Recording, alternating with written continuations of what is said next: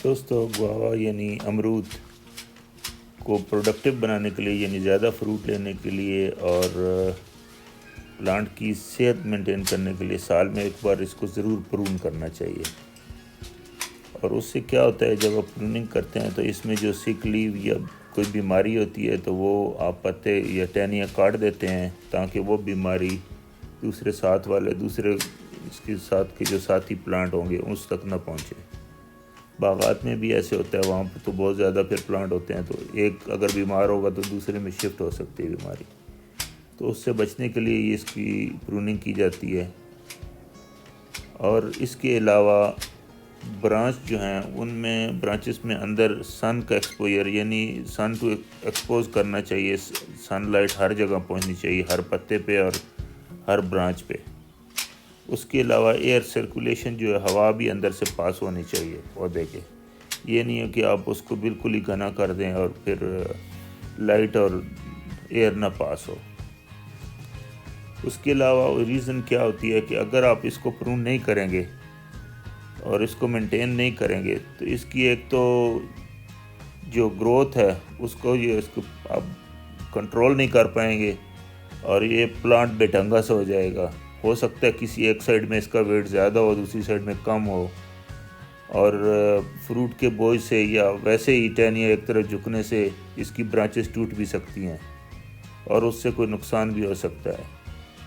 और कभी कभी आपका, जैसे ये मेरा बिल्कुल एक छोटी सी जगह पे लगा हुआ है तो मुझे इसको बड़ा साइज़ में नहीं करना है, कंट्रोल रखना है इसको मैंने।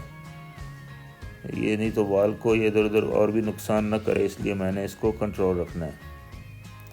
तो इस तरह से आप इसको कंट्रोल कर सकते हैं और टूटने से बचा सकते हैं।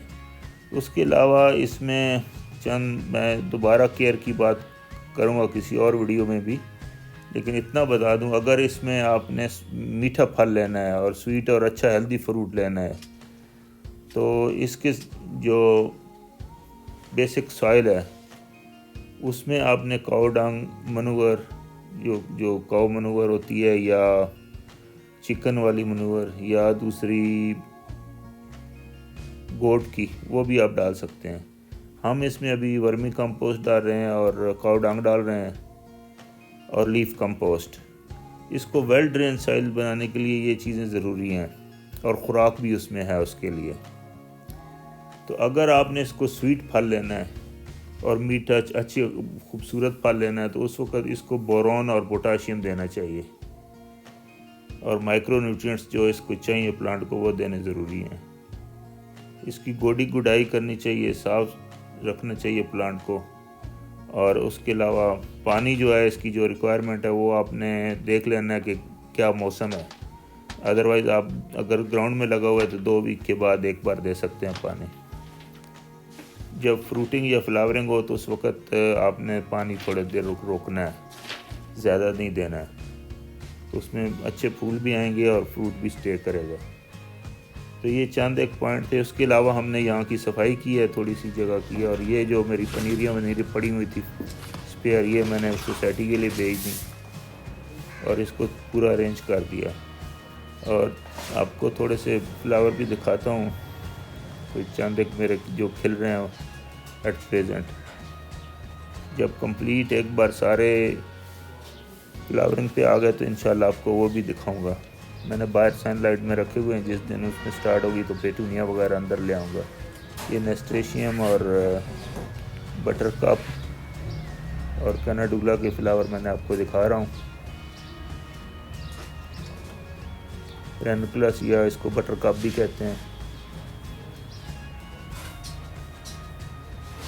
उसके अलावा मैंने ये जो डैलिया लगाए थे, छोटे बेबी प्लांट, मेरी पुरानी वीडियो में आप देख सकते हैं, उनमें 2 पे भी फ्लावरिंग स्टार्ट हुई है। एक देखें कितना प्यारा ये कलर है और एक ये भी खिल रहा है, ये मुकम्मल अभी खिला नहीं है।